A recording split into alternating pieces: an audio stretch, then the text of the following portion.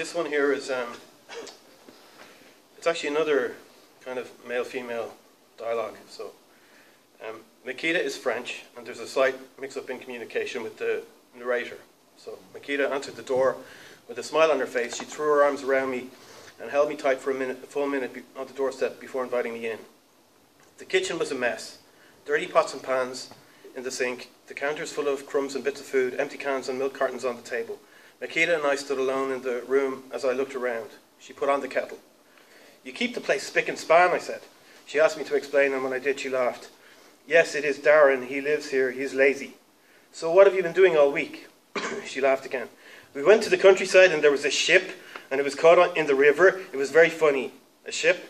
"Yes, it was caught on the fence by the river."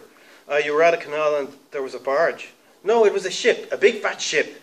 And we helped to move the ship off the river." "You helped a ship down the river?" "Yes." She beamed at me. My look of incredulity stopped her smiling. "I don't believe you," I said. "No?" She seemed a little more aggressive now, willing to argue. "I don't believe there are any ships in this part of the country for a start, okay?" "Yes, they are in the country, all over."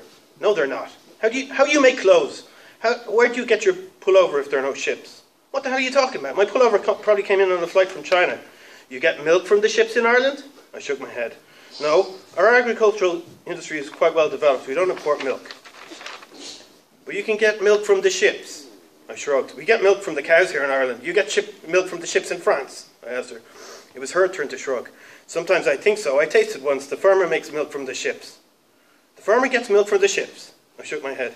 "You see, that's what's wrong with the French economy. You never had a Thatcher to take on the unions, and now you're all living in cloud cuckoo land." "Why, it is good. It tastes so good, the milk from the ships." "Is it Irish milk?" "No, it's milk from the French ships. From a French dairy." "Yes, from a cow?" "No, from a ship." "You can get milk from a ship in France?" I asked. "From a ship?" I made movements with my hands as if I was squeezing udders.